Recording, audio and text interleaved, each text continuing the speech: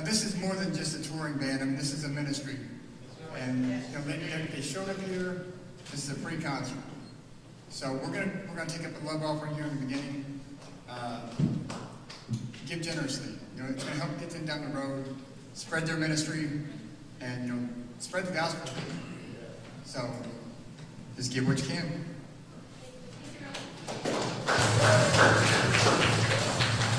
All right, real quick. So we're gonna rock for Jesus tonight. All right. All right. So where's my old rockers at? You guys that have been around the block for a long time. Hey, you ever heard this old hippie rock dude named Larry Norman? He said, "Why should the devil have all the good music?" That's what he said. So tonight, we're going to have the good music in here. We're going to worship in a different way. It may not look like what it normally does. You know, we come and we sing, but you can worship with rock, right? Yeah. So why should the devil have all the good music? He's not going to get it, will he? No, we're not tonight. So, as promised, as Roman said, are coming through, 7th day slumber. Are you guys ready to rock? I just saw them hiding over there. All right, let's give it up for them.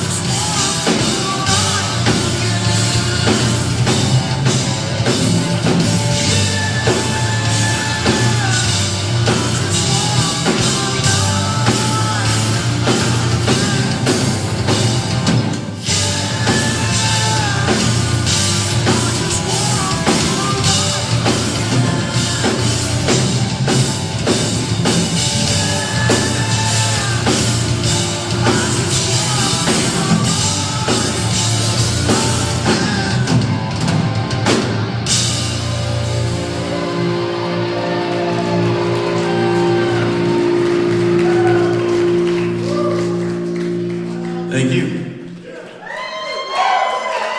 It's an old school song.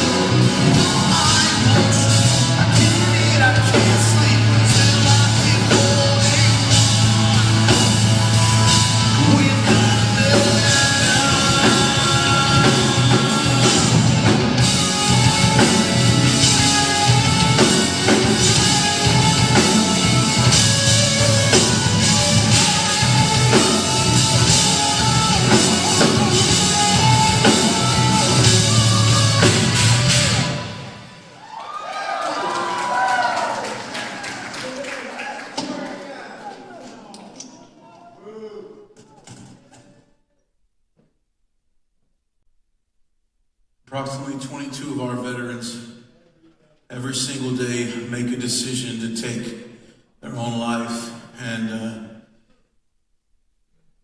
we don't feel like there's enough people talking about it. And I know that the ending of that video is a little hard to watch, but I don't mind if you're a little uncomfortable, because I'm going to tell you right now, sometimes for the sake of not stepping on someone's toes, or I don't want to make somebody feel uncomfortable, we keep certain things to ourselves that need to be said.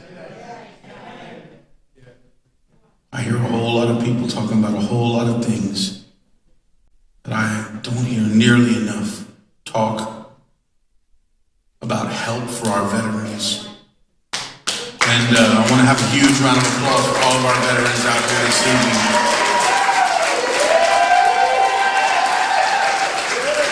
You guys can have a seat.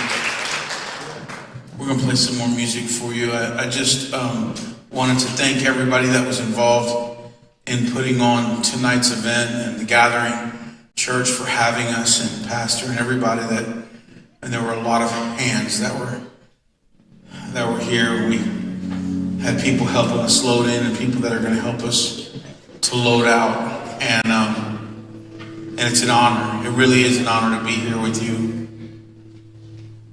We got invited years and years ago to play at this church, and we had never played there before. And I mean, this was like 15 years ago, and our bus was barely hanging on, man, and stuff was falling off of the bus, you know. And we were heading down to go and play at this church, and we had a few shows in a row, and we started pulling up to the area, and it was like these gated communities. And I'm talking about 15 years ago, $1 million is a lot of money. Nowadays, it's still a lot, but it ain't like it was 15 years ago. You can put $1 million in gas in a year now. Seems like that, huh? Milk, eggs, and some meat and some gas, and drop $1,000. Anyway, but if you had $1 million back then, you couldn't buy one of the houses that we were in that neighborhood, and I was feeling real uncomfortable. I was waiting to get pulled over, you know. And so anyway, but we saw the church, and then it was kind of intimidating. It looked brand new, and it looked like this cathedral. And so here we are pulling in with our bus barely hanging on.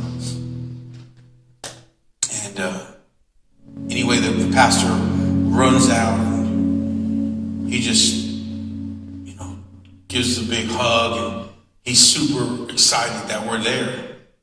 And I had seen that we had left already an oil stain on their concrete, new parking lot.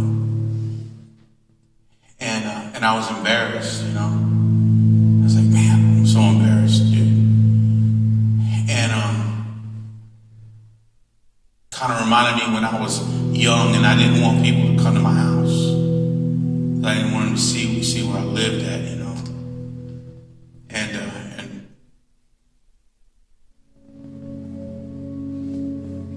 anyway, I told him about the oil stain. He was cool with it, like, don't even worry about it, man. Like, don't sweat that, dude. We'll get somebody to come look at your motor, too. Brought us in, fed us, took care of us. There were about 2,000 people showed up that night. Half of them looked like they were cool with Seventh-day Slumber. The other half looked like they were waiting on Stephen Curtis Chapman or Michael W. Smith. And neither one of them were coming that night, it was just us.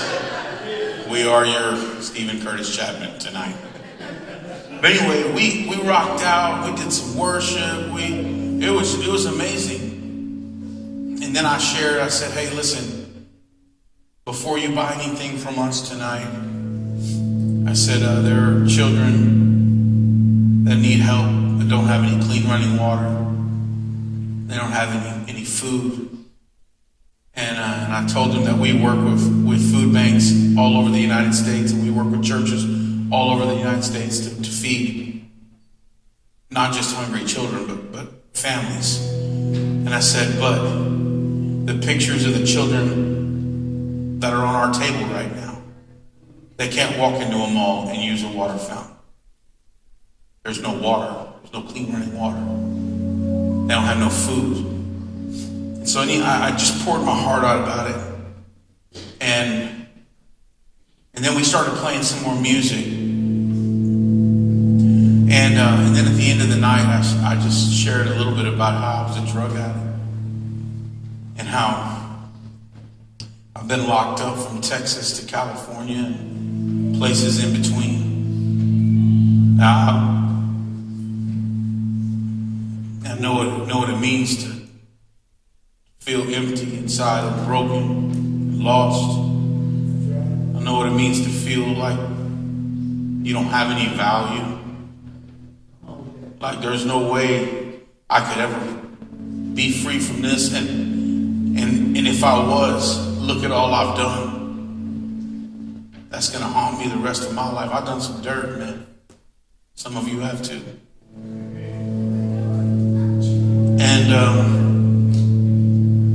And I shared about how I had a mom who, when I was about 18 or so, she ended up having an encounter with a living God. Hallelujah. And my mom gave her life to Jesus, and then she would pray for me. She'd come visit me when I was locked up. And I'm talking about a lady who never did anything to anybody, getting patted down like a dog to come see her son. Talk to me on this nasty phone through that glass and be happy to see me after just getting patted down, man, like an animal, but still smile at me and tell me that God had a plan for me, that He loves me, that she loves me. It takes a special kind of person, man, to go through all that and still be able to look at you and smile and let you know there's hope. It's hard for me to believe there's a God in heaven, you know. And if there was one, He wouldn't want somebody like me. My mom would tell me that God doesn't see a worthless drug addict, because I would always say, I'm just a worthless drug addict, man. My mom said, God doesn't see that when He looks at you. He sees the apple of His eye. He sees His son who He loves so much. And it was hard for me to believe that, you know. My father wasn't in my life. When I hear Christians talking Christianese, you know, Abba Father loves you. I'm like, who's that? First of all, I don't get that. But I heard Father, and to me, I don't have no concept of that. To me, a father is someone who beats your mom. To me, a father is someone who cheats on her and leaves you. Doesn't write you, doesn't call you. That's my concept of a father. So I don't know about this Abba Father. I don't know nothing about that. You could just talk to me normal.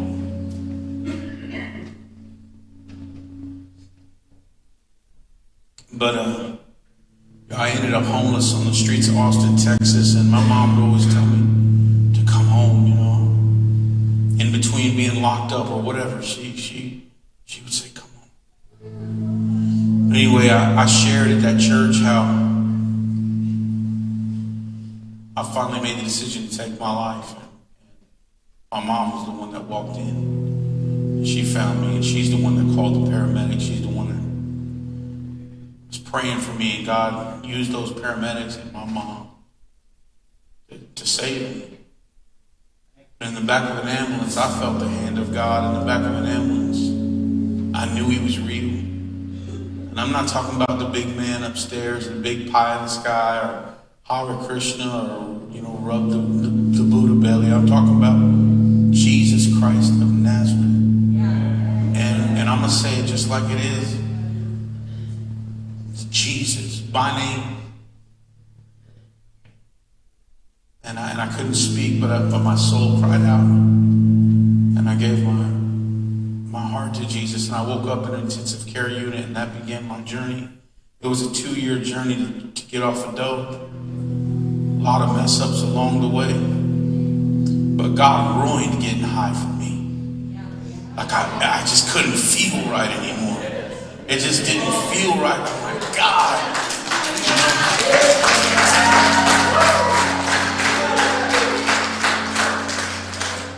But,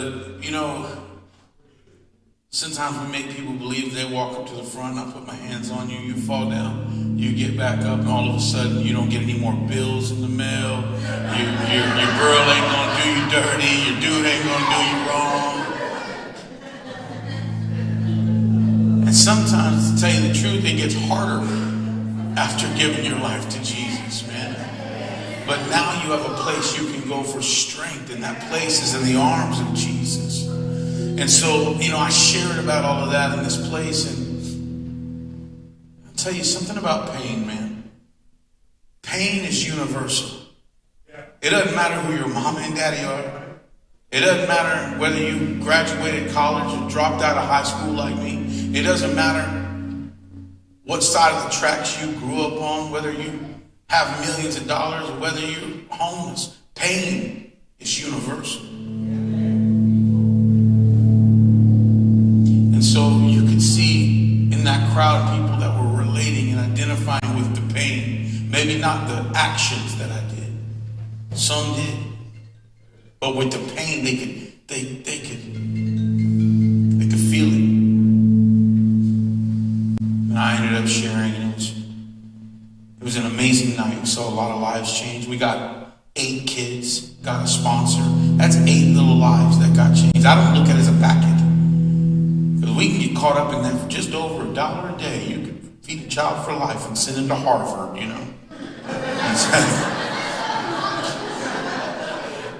Like, no, you can't. You know what I mean? Like, don't play games with me. I was born in the day, but I wasn't born yesterday. Really? I can send this kid to Harvard for $1 a day? I might have to go move over there. But it's crazy because you can look at it like a thing, it just comes on and you watch it and you feel bad for a few minutes and, thank God for MacGyver coming back on. You're like, oh, I didn't have to sponsor a kid. And then sometimes I wonder where the money goes. If we're going to keep it real, let's keep it all the way real. Be like, man, does this money even go to these kids? And so, but we work with a couple of organizations that I know where the money goes. And so I was sharing that, and it was amazing to see 8 little lives.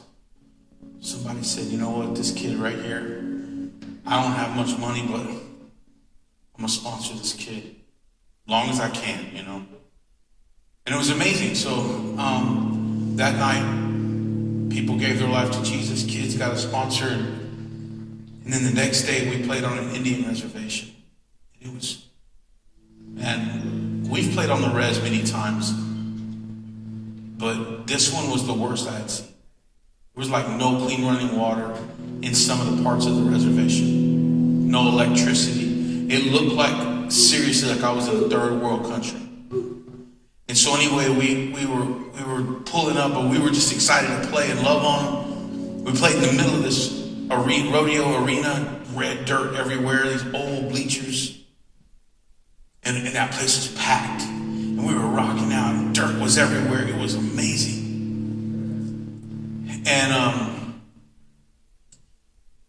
And I was getting ready to share about those kids on our table, and I stopped real quick. And I didn't want to do it because I was looking out in a crowd of people that probably needed a sponsor themselves.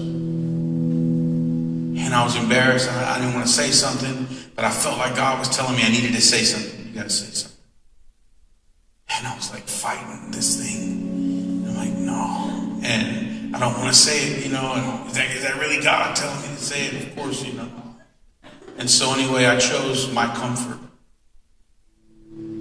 I chose my own comfort over what God had called me to do that night. I picked me. And And so I was ashamed of it, but I chose my own comfort. We ended up playing. At the end of the night, I shared my testimony, my story, and how God changed my life. And people came to the altar, lives were changed. It was amazing. And then I went to the bus to just wipe some of I had dirt all over, and I was like trying to get that dirt off my face so I could go and talk with people, pray with people, hang out. And my wife, Lori, who's our tour manager, texted me. And she said, "Hey, honey, there's a crowd here already. And they want to talk to you, pray with you."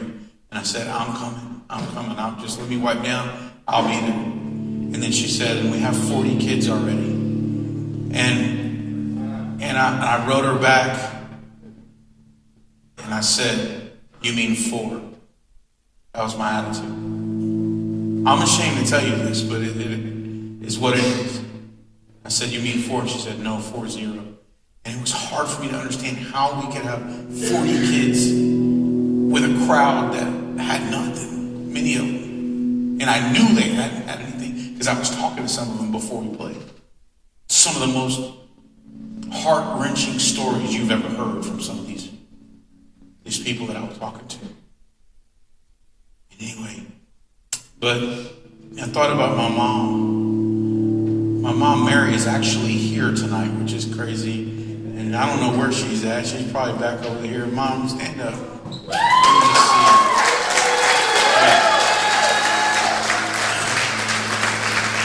Yeah. My mom drove from Nashville. My mom and my mother-in-law are here. And so, but it's crazy. I thought about my mom. I thought about my mom worked so many hours. Working on commission. Meaning you don't sell something, you don't get paid. She worked at Sears in the furniture department. She'd work a lot of hours just to try to put food on the table. But I remember when I was strung out on dope, people would call my mom.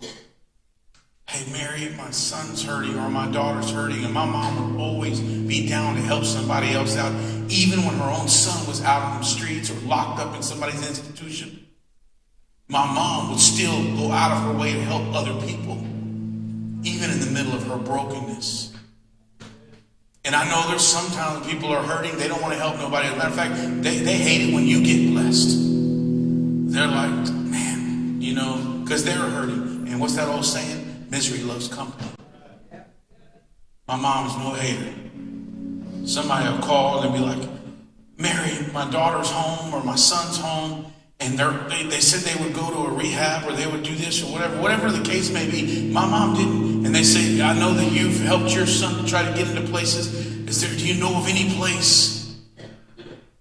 And my mom wouldn't go make a pot of coffee first and then get to it. No, my mom immediately would start working quickly. Let me try to find something, because she knew that any minute that son or that daughter could change their mind. My mom knew the desperation. There's something to be said about people who are close to the pain. I'm going to close with this. We'll play some more music for you. But there's something to be said about people who are close to the pain. Man, when you're close to the pain, you understand that time is of the essence. When you're close to the pain, you understand the urgency of the situation. My mom was close to the pain. She understood that mother or that father on the other end of the line. She understood that time was of the essence. My mom could probably feel the anxiety in other parents when she would talk to them about their own kids.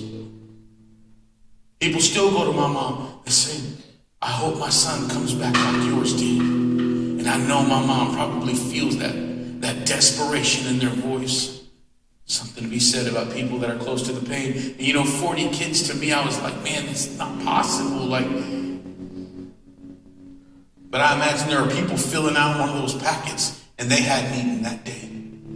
But they were like, I'm going to eat something tomorrow, and I know I am. Or it's payday tomorrow or whatever, but this kid has nothing. And people are probably filling these things out on an empty stomach. Something to be said about people who are close to the pain. And so what I'm telling you tonight is don't forget where you came from. God will clean us up so good sometimes. And we don't look like that same person. We definitely don't act like that same person anymore. We're getting blessed. We got a car. It's got some gas in it. You know, you got, man, you may be a homeowner, or you got you a place you're renting or wherever, like you're not on the streets anymore, you're getting blessed. And sometimes we can get so blessed that we forget where we came from and that there are people that are still out there in the struggle. Enjoy those blessings, but don't forget about those others, and don't forget about where you came from. Tonight there are pictures of children back there on our table. There's a lot of cool merch. I don't care if you buy any of it. That's not true. I do care if you buy our merch. I'm not going to lie up on this stage. Yeah, we care if you buy our merch. I mean, fuel's expensive. But before you buy our merch, there are children that need help. There's no contracts. No one's going to come looking for you. I'm not going to preach at you all night long. I just wanted to share this, and we'll play some more music. But listen, I'll put my money where my mouth is. We all sponsor children, so I'm not talking about that. I wouldn't even be talking to you about this if we didn't ourselves sponsor children. I'm talking about something different. Tonight, instead of buying something from us, if you decide that you want to help one of those kids, then just pick 2 t-shirts off of our table and 1 of everything off the table. So 2 t-shirts and 1 of everything. I don't know how many CDs are on the table, but we have 13 albums out, but 3 of them are worship albums, and the other 10 are Christian rock albums or hard rock albums. And so, but you can have 2 t-shirts and 1 of everything off the table, posters, whatever, and we'll sign it off for you at the end of the night. But this is something that we believe in, and you'll get more in merch than it would to be to sponsor a child. And I told my wife, I want to feel it. A sacrifice. I want to make a sacrifice. Fuel is through the roof. We need new tires on our bus. But at the end of the day, I serve a God, and I know that you take care of his, he'll take care of yours. And so anyway, I'd rather you spend that money and you sponsor one of those children, and you can have all that merch for real. This song was our very first worship single that we ever released, and it's a song called From the Inside Out. And anyway, I just want to worship with you guys tonight. We're going to play some more stuff off of our new album, Death by Admiration, and but I wanted to do a couple of worship tunes, if that's okay, and just worship with you. Yeah.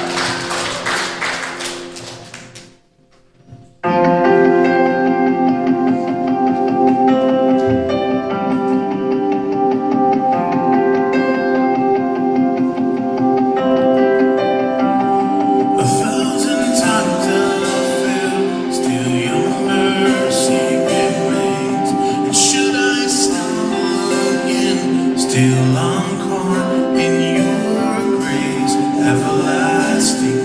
Your light will shine when all else fades, never ending. Your glory goes beyond all fame.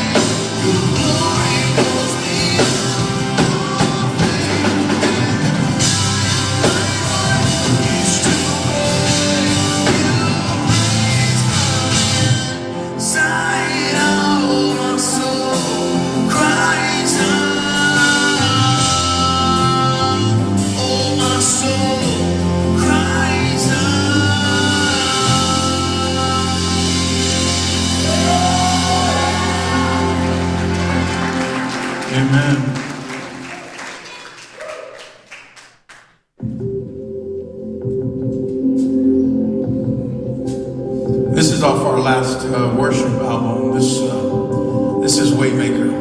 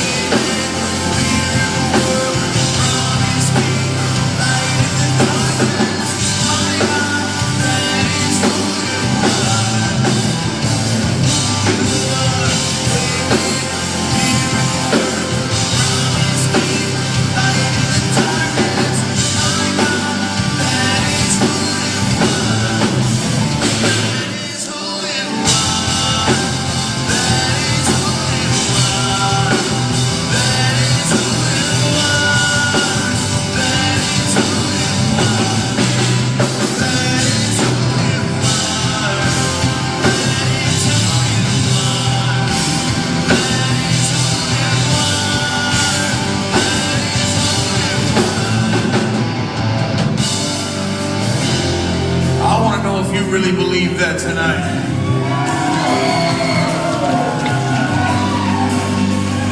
I want to hear you sing. Are you ready? Even when I don't see that you're working, even when I don't feel that you're working. Yeah.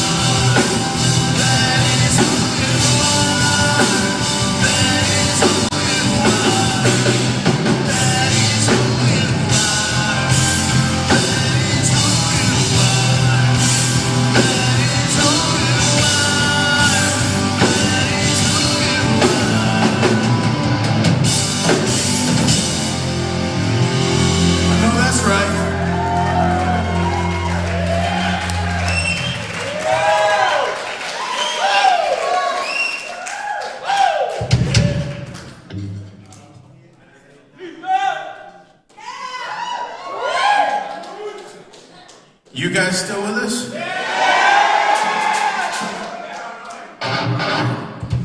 So I guess we still got time for a few more, right? Just want to make sure I know that they end at 7:30.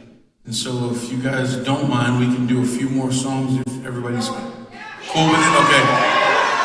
Hey man, I just asked because we want to be respectful of the time, you know what I'm saying? So anyway, well, cool. Well, then, take it back old school. We can do some Caroline, huh? We'll go. That's far enough.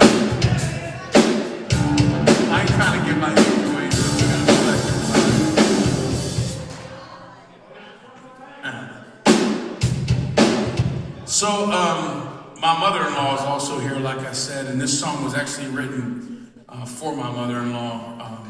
And the song, like I said, is called Caroline. After 32 years of marriage, my father-in-law not only left my mother-in-law, but really our family. He was the only father figure I really looked up to. I told you my dad left when I was a kid, you know. And so I really looked up to him. As a matter of fact, I wanted to have a marriage like theirs. 30 years, over 30 years.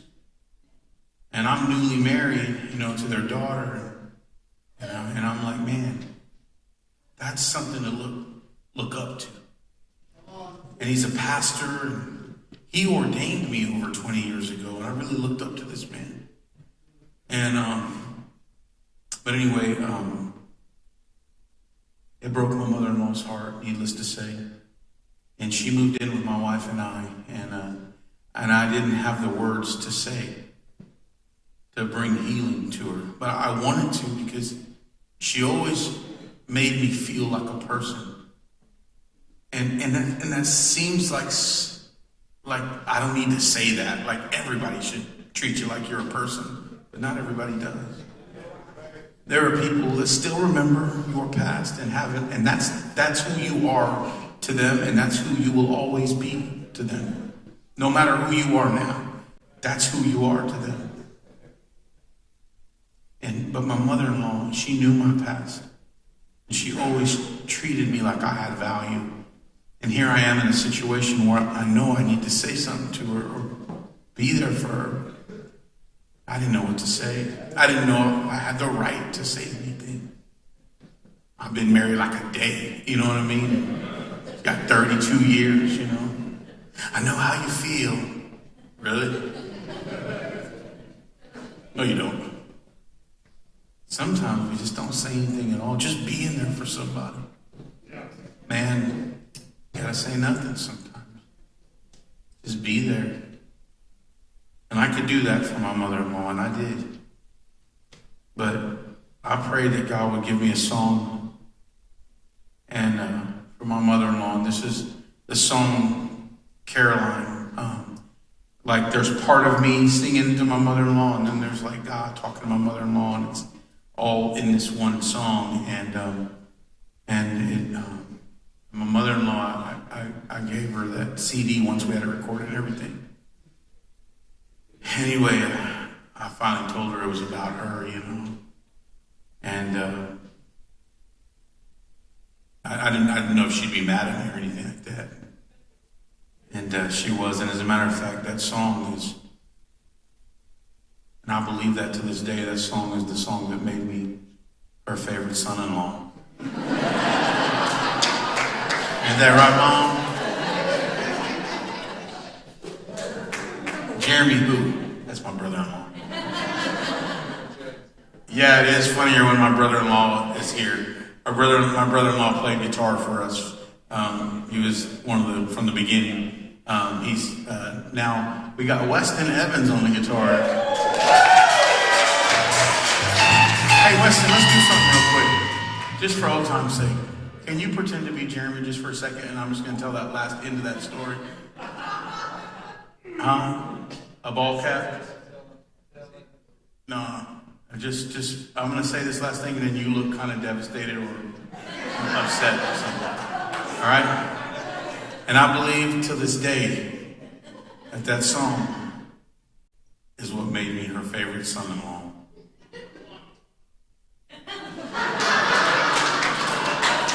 This is Caroline.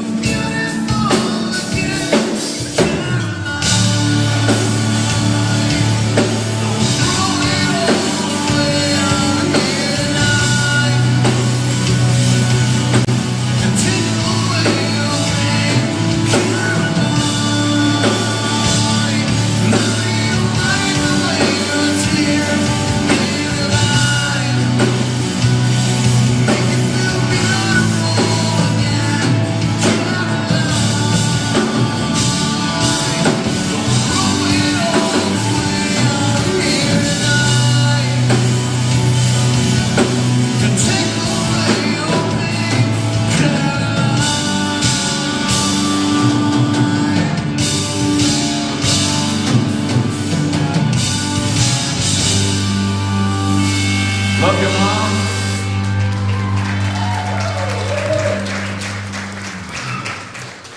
Hey, listen, we got a brand new record out. Actually, it's been out like 6 months, but it's a record called Death by Admiration.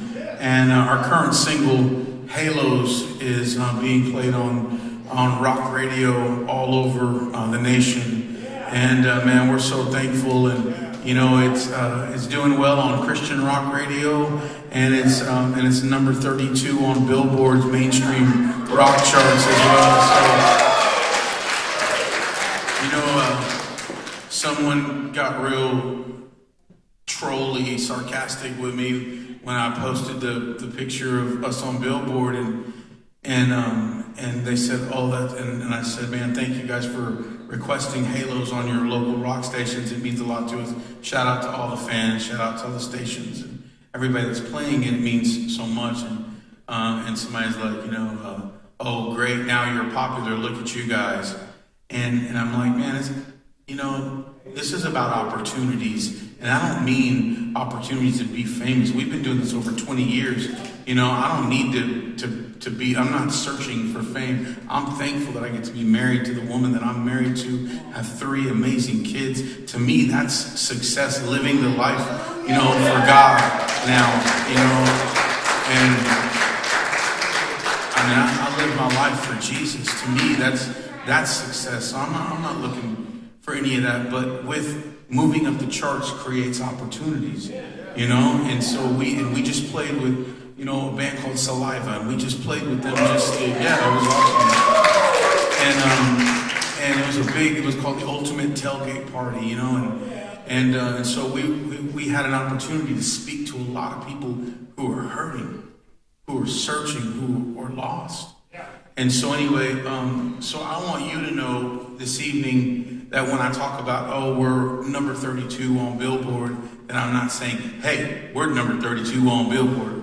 None of that matters, you know, but it allows us to have opportunities to speak into the lives of people that may not have went and picked up a record because they thought it was a Christian band. And so they see it up there, you know, next to Ozzy Osbourne on the charts, or, you know, Motionless in White, or whatever bands it's up there with. And they're like, oh, I got to check this band out. And then I can't tell you, since this single came out, how many people have sent a message and said, y'all are a Christian band? You guys are Christians? Dude, y'all's music rocks, man. I'm going to come check out a show. And so, yeah. And so anyway, but I just wanted to share that with you. This song, Halos, is written just about loss and living with the pain of not calling someone back, living with the pain of not spending time with the person that you lost, and going, man, living with that regret and living with that guilt. And I lived with that guilt. I was living with the guilt because a friend of mine committed suicide, and she had texted me 2 days prior, and I didn't text her back because she had cussed me out a week before. And I was mad, I was upset, because my wife and I have poured in to her life. And so she's like, hey, I need to talk. It's important. And I didn't respond. And 2 days later, she was gone. And I lived with that. And so anyway, we all got stories like that, or we know of people that are living with regret. Maybe it's somebody who died in a hospital alone during COVID, and you wished you would have been able to call them, talk to them, or maybe it was a sudden thing, and you're like, oh, I said I was going to go spend time. Whatever it is, this song is about healing and not carrying that guilt and the weight of those regrets. And so anyway, it's opened up the door, like I said, for us to be able to speak into the lives of a lot of people. And I hope you guys dig this song, Halos. And I would encourage you to, if you haven't added it to your playlist, or this record, Death by Admiration, there's a lot of deep stuff in that record. And so if you haven't added it to your playlist, I would encourage you to do it and just check it out. If you're not feeling it, delete it. But you know, I think you'll like it. And here you go.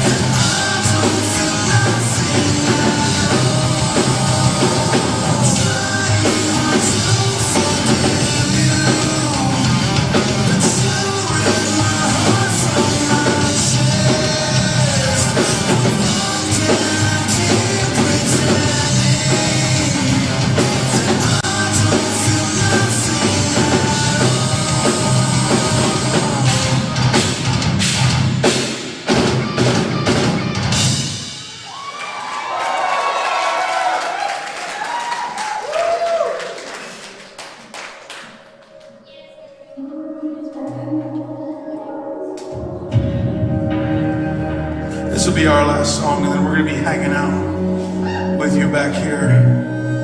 But listen, we're going to make ourselves available. If you need prayer, say, I want to give my life to Jesus tonight. I need a fresh start. And we can just pray right now, as a matter of fact. Let's just bow our heads and close our eyes. You just repeat after me. Father God, forgive me of my sins. I know I've messed up, and I've sinned against you. And Jesus, I surrender my heart to you. I give you my life. In your precious name, I pray. Listen, we really do want to get to know you after this. We'd love to talk to you. I don't care if you buy anything from us, like I said. Shake your hand, smile at you, and mean it. But it's an honor to be here with you. This is off of our latest worship album as well.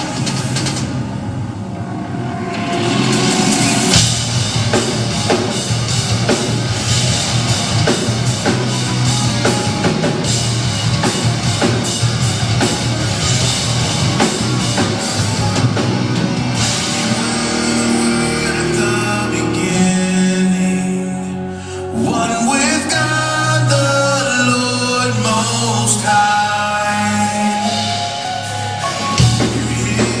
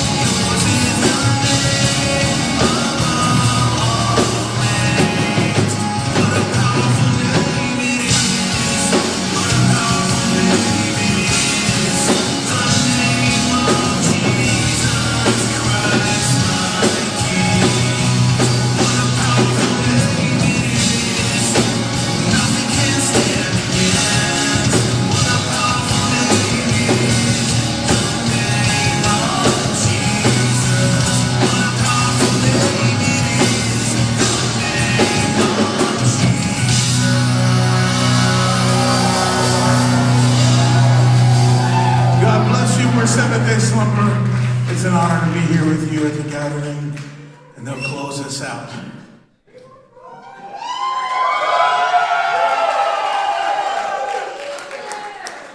Thank you, Joseph. Thank you. We're honored to have these guys here tonight. Like I said, they'll be over here. They'll be signing autographs. You can talk to them, pray with them. If you didn't get a chance with the love offering, they have a basket over there on the merch table. You can drop some money in there, give them down the road, and let's give them another round of applause.